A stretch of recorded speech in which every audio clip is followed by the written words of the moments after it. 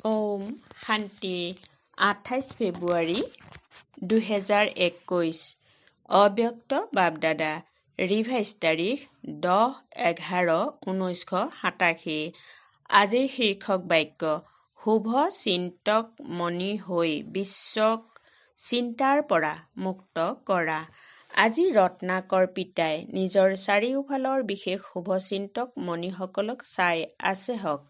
ৰত্নাকৰ পিতাৰ মণিসকলে নিজৰ শুভ চিন্তনৰ কিৰণেৰে বিশ্বক প্ৰকাশিত কৰি আছে, কিয়নো বৰ্তমানৰ এই কৃত্ৰিমতাৰে চিকমিকাই থকা বিশ্বত সকলো আত্মা চিন্তামণি এনেকুৱা অল্প কালৰ বাবে চিকমিকাই থকা চিন্তামণিসকলক তোমালোক শুভচিন্তক মণিসকলে নিজৰ শুভ চিন্তনৰ শক্তিৰ দ্বাৰা পৰিৱৰ্তন কৰি আছা।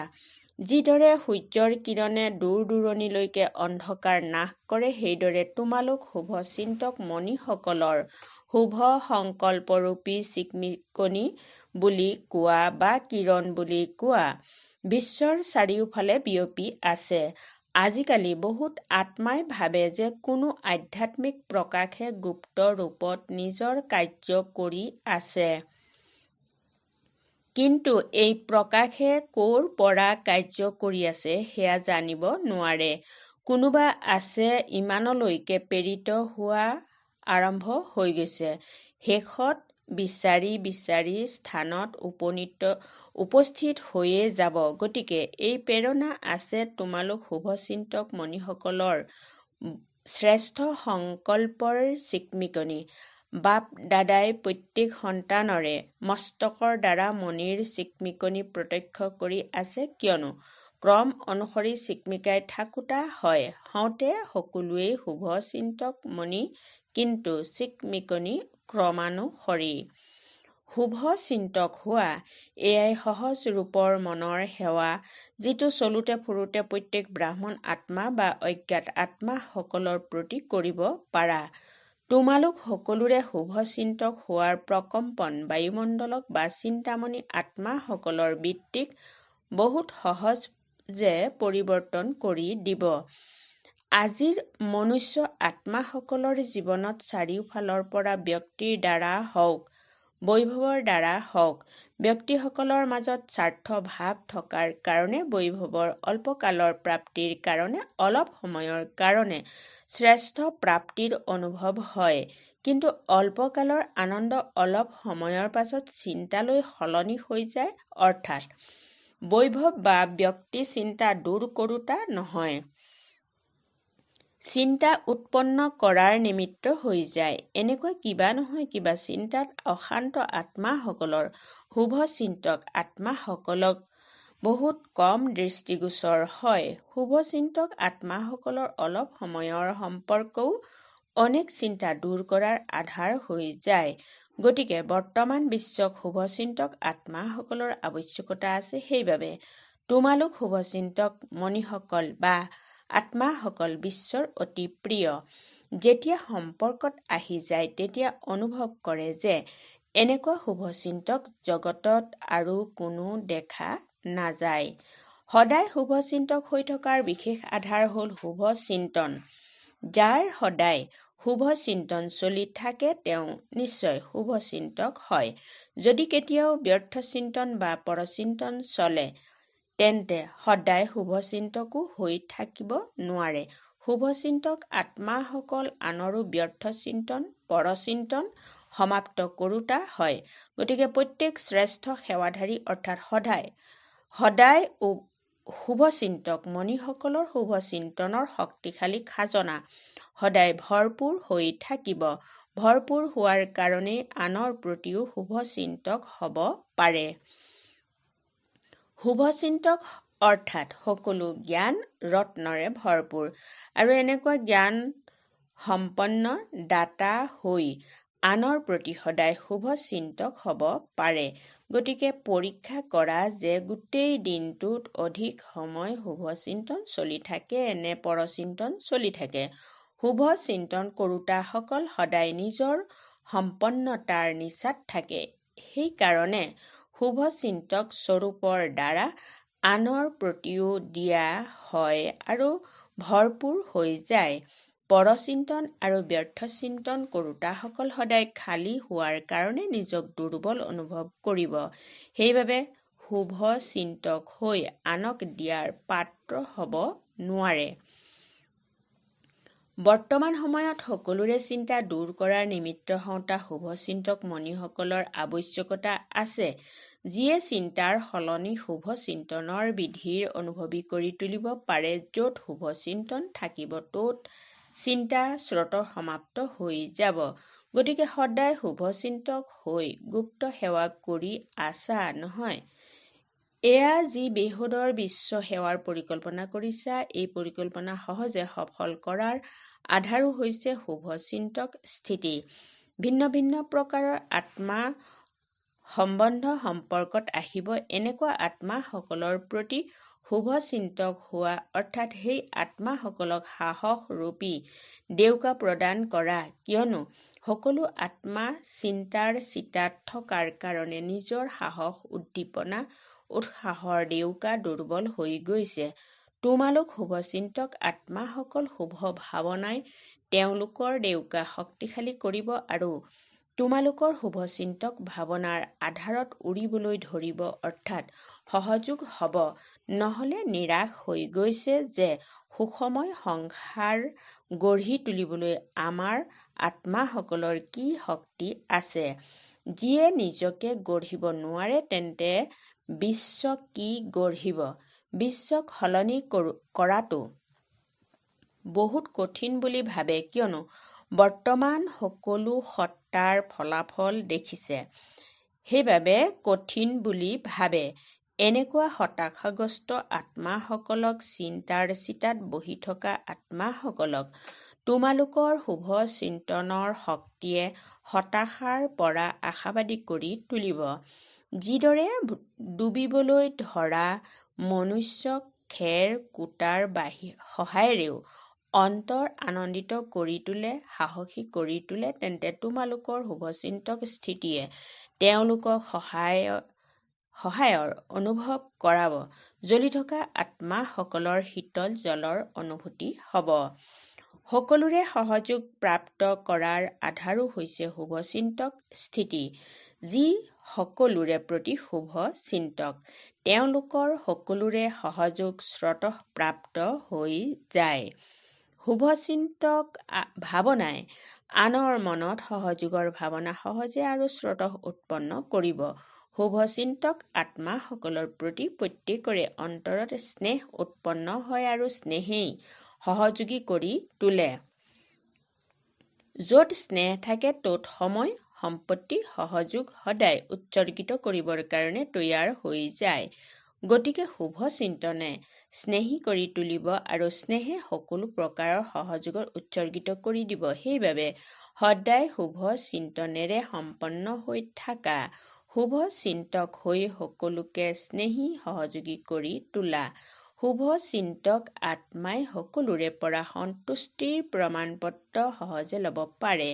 শুভ চিন্তকেহে সদায় প্ৰসন্নতাৰ ব্যক্তিত্বত থাকিব পাৰে, বিশ্বৰ আগত বিশেষ ব্যক্তিত্বশালী হ'ব পাৰে। আজিকালি ব্যক্তিত্বশালী আত্মা কেৱল প্ৰসিদ্ধ হয়, অৰ্থাৎ নাম বিখ্যাত হয়, কিন্তু তোমালোক আত্মিক ব্যক্তিত্বশালী সকল কেৱল প্ৰসিদ্ধ অৰ্থাৎ গায়নযোগ্য নোহোৱা, কিন্তু গায়নযোগ্যৰ লগতে পূজনযোগ্যও হোৱা। যিমানেই ডাঙৰ ধৰ্মক্ষেত্ৰত, ৰাজ্যক্ষেত্ৰত, বিজ্ঞানৰ ক্ষেত্ৰত ব্যক্তিত্বশালী প্ৰসিদ্ধ হৈছে, কিন্তু তোমালোক আত্মিক ব্যক্তিত্বশালীৰ সমান তেখস্তি জন্ম পূজনীয় হোৱা নাই। সেইবাবে এয়া হৈছে শুভচিন্তক হোৱাৰ বিশেষত্ব।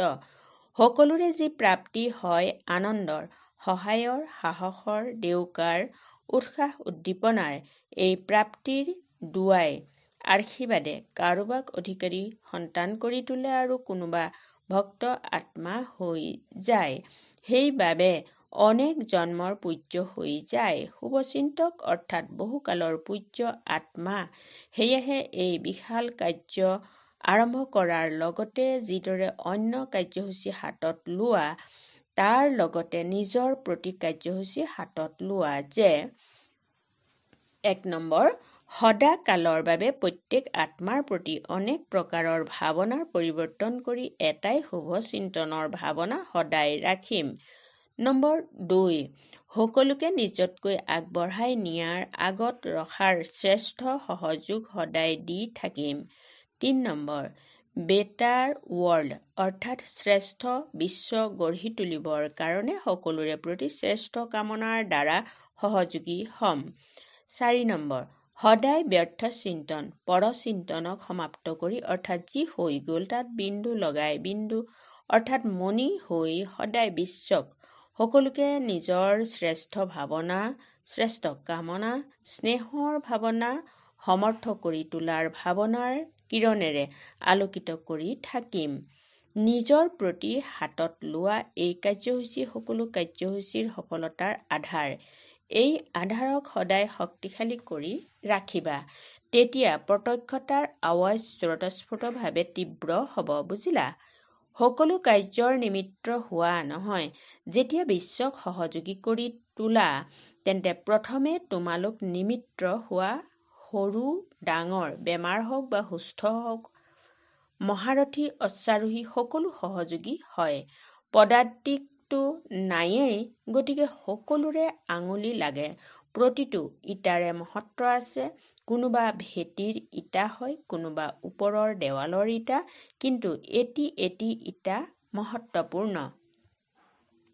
তোমালোক সকলোৱে ভাবানে যে আমি কাৰ্যসূচী হাতত লৈ আছো, নে এনেকৈ ভাবা যে কাৰ্যসূচী তৈয়াৰ কৰোঁতাসকলে কৰে?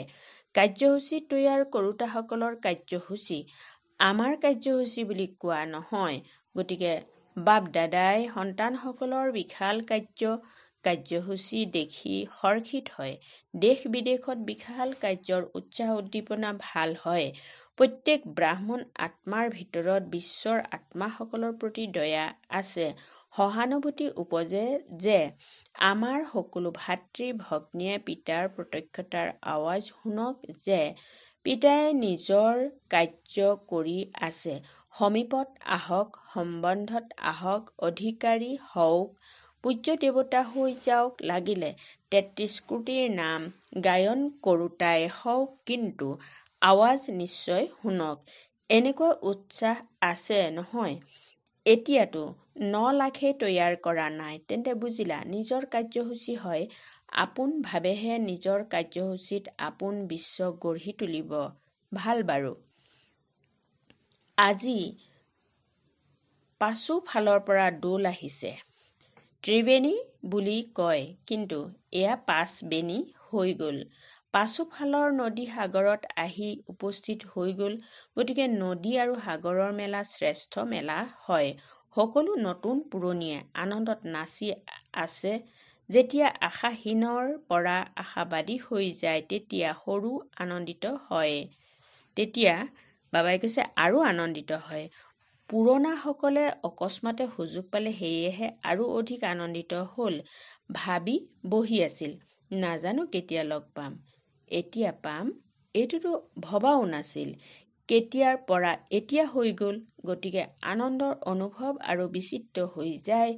বাৰু, আজি বিদেশৰ সকলকো বিশেষ স্নেহপূৰ্ণ স্মৰণ কৰি আছে। বিশেষ সেৱাধাৰী আহিছে নহয়। বিদেশ সেৱাৰ অৰ্থে প্ৰথমে নিমিত্ত হ'ল নহয় জানো? বৃক্ষক দেখি বীজ স্মৃতিলৈ আহে। বীজ ৰূপ পৰিয়াল এওঁ বিদেশ সেৱাৰ নিমিত্ত হ'ল। গতিকে প্ৰথমে নিমিত্ত পৰিয়ালক স্মৰণ কৰি আছে। বিদেশৰ সকলো নিমিত্ত হোৱা সেৱাধাৰী সন্তানসকলে সদায় পিতাক প্ৰত্যক্ষ কৰাৰ প্ৰচেষ্টাত উৎসাহ উদ্দীপনাৰে দিনে ৰাতিয়ে লাগি আছে।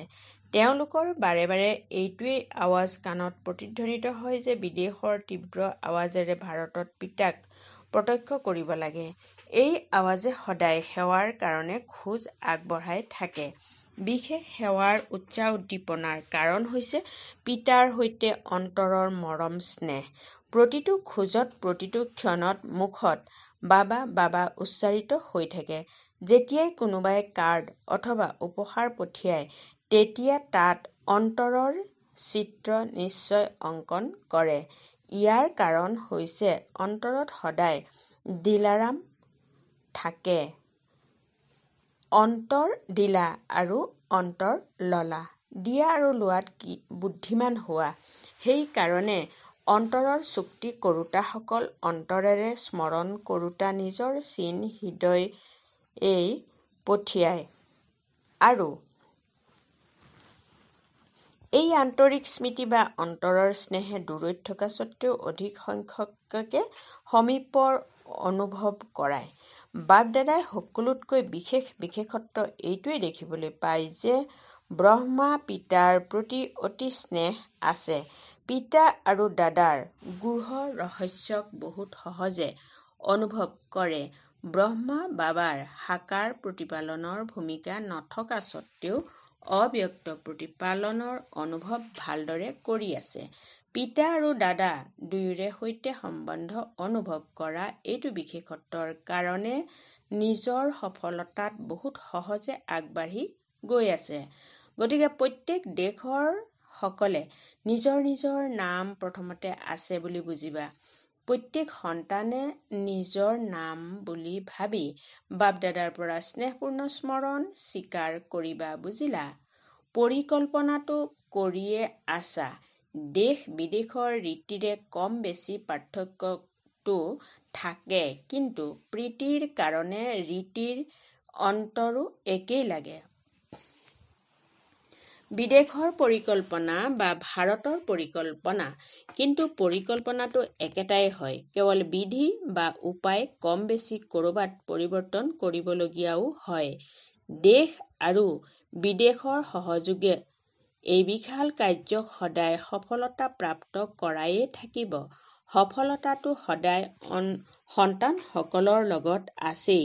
দেশৰ উৎসাহ উদ্দীপনা আৰু বিদেশৰ উৎসাহ উদ্দীপনা দুয়োটা মিলি কাৰ্যক আগবঢ়াই লৈ গৈ আছে আৰু সদায় আগবঢ়াই লৈ গৈ থাকিব। ভাল বাৰু। ভাৰতৰ চাৰিওফালৰ সৰ্বদা স্নেহী সহযোগী সন্তানসকলৰ স্নেহ সহযোগৰ শুভ সংকল্প শুভ আৱাজ বাপ-দাদাৰ ওচৰত সদায় আহি থাকে। দেশ বিদেশ এখনতকৈ আনখন আগত আছে। প্ৰত্যেক স্থানৰ বিশেষত্ব নিজা নিজা। ভাৰত পিতাৰ অৱতৰণ ভূমি আৰু ভাৰত প্ৰত্যক্ষতাৰ আৱাজ তীব্ৰ কৰাৰ নিমিত্ত ভূমি। আদি আৰু অন্ত ভাৰততে ভূমিকা আছে। বিদেশৰ সহযোগে ভাৰতত প্ৰত্যক্ষ কৰাব আৰু ভাৰতৰ প্ৰত্যক্ষতাৰ আৱাজ বিদেশলৈকে গৈ পাব। সেইকাৰণে ভাৰতৰ সন্তানসকলৰ বিশেষত্ব সদায় শ্ৰেষ্ঠ। ভাৰতবাসী স্থাপনাৰ আধাৰ হ'ল স্থাপনাৰ আধাৰমূৰ্ত হৈছে ভাৰতৰ সন্তানসকল। সেইকাৰণে ভাৰতবাসী সন্তানসকলৰ ভাগ্যৰ সকলোৱে গায়ন কৰে। স্মৃতি আৰু সেৱাত সদায় উৎসাহ উদ্দীপনাৰে আগবাঢ়ি আছে আৰু আগবাঢ়িয়ে থাকিব। সেইকাৰণে ভাৰতৰ প্ৰতিগৰাকী সন্তানে নিজৰ নিজৰ নামত বাপ-দাদাৰ স্নেহপূৰ্ণ স্মৰণ স্বীকাৰ কৰিবা।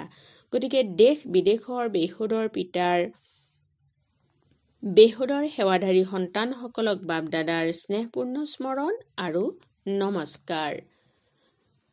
আজিৰ বৰদান। সকলো আত্মাক শক্তিৰ দান দিওঁতা মাষ্টৰ বীজ ৰূপ হোৱা। বহলাই এনেদৰে কোৱা হৈছে, অনেক ভক্ত আত্মাৰূপী পাত যি শুকাই গৈছে মৰহি গৈছে, তেওঁলোকক পুনৰাই নিজৰ বীজৰূপ স্থিতিৰ দ্বাৰা শক্তিৰ দান দিয়া। তেওঁলোকক সৰ্বপ্ৰাপ্তি কৰোৱাৰ আধাৰ হৈছে তোমালোকৰ ইচ্ছা মাত্ৰম অবিদ্যা স্থিতি। যেতিয়া স্বয়ং ইচ্ছা মাত্ৰম অবিদ্যা হবা, তেতিয়া অন্য আত্মাসকলৰ সকলো ইচ্ছা পূৰ্ণ কৰিব পাৰিবা।